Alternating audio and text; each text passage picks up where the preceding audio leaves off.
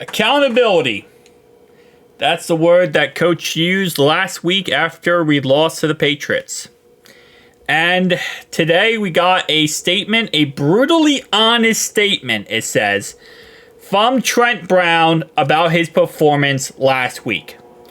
Obviously, his performance last week was piss poor to say the nicest, okay? Let me bring it up real fast just so we get context of how bad he was last week. Go to Trent Brown.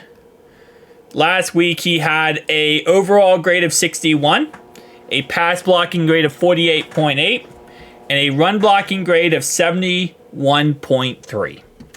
That is atrocious. Here's what he said. I would say that was probably the worst game of my career. Okay? It was terrible. It wasn't technically sound. It just wasn't right. It wasn't Trent Brown. I felt like we're reading a Dr. Seuss book. It wasn't up. It wasn't down. It wasn't Trent Brown. Like, bro, it wasn't sound. It made me want to frown. I said, wow, where's my crown? Like, bro, I feel like we're reading a Dr. Seuss book, Trent. What was this, buddy? All right. It wasn't up to my standards. Back to the drawing board. I have got to have a better showing this week. No. Trent. Let me tell you this. If you don't have a better showing this week, then Trent Brown is about to be on the bench.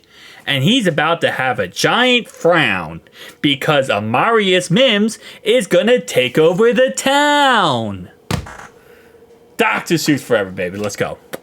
Anyway, but yeah, no, it's going to be Trent Brown's job to sit on the bench while Amarius Mims, who's coming back from injury, ends up becoming the starter for this team. So it's not that you need, like, oh yeah, I have to have a better game. No, you need to. You need. Use that word. Add the 17 needs. Need to. Because if you don't, you're going to find yourself on the bench. Because we're not messing around anymore when it comes to protecting number 9. We can't afford it. And this week we play Chris Jones. And guess what? I guarantee you the Chiefs are going to load up Chris Jones right on the side of Trent Brown because he struggled last week.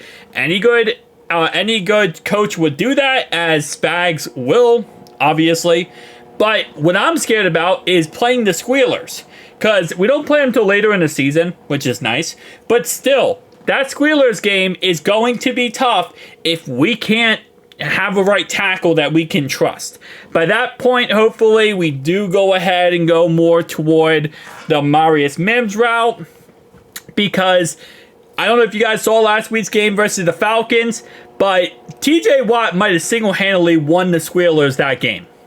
Like, he was an unstoppable force, which he always is, let's be honest. You know, that's the thing annoying about him.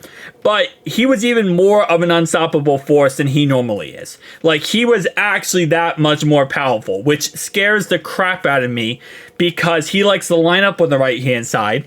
And we also play Myles Garrett week 7. So, there's all these issues, okay? We have to protect number 9, especially with his wrist injury and him recovering. Obviously, as he says, not impacting him. I believe that as much, I will say. I believe Joe. But at the end of the day, like, I feel like it might be impacting him a tad bit. Just a tad bit. But yeah, so again, we have to protect number 9. So Trent, I love you, man. I have positive feelings toward you, man. But I'm going to need you to, I'm happy you're taking accountability. I'm happy you're admitting that you played piss poor. You didn't really have to admit that because, listen, at the end of the day, PFF does a good job of also admitting that. And I also went through the game tape on his channel and broke down every single play. And clearly you were getting beat a lot. But now I need to see action, okay? I'm hearing words. I'm hearing yap, yap, yap, which I'm happy about because you're taking accountability. But now I need to see the action. Okay, I need to see you out there protecting my quarterback. Out there increasing plays. Helping us move the chains by blocking correctly. I need to see all that stuff. And once I see all that stuff, I'll be happy, okay? That's when I'll be happy, is when I see all that stuff happen and I know that my quarterback's protected and you are doing a great job. Okay, if not, Amarius Mims will be the starter and you will find yourself on the bench. And knowing the Bengals' history, we'll probably end up cutting you.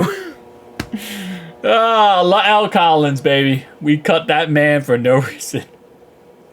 We really cut him for no reason. He was on a team-friendly contract as well. I'm not sure why we cut him in the end, but you know what? Listen, that's the job. That's the job. Protect my quarterback. As long as you protect it, everything will work out in the end, bro. Tell me down below your thoughts and opinions. I'll see you guys next one. There's that sigh. Who day?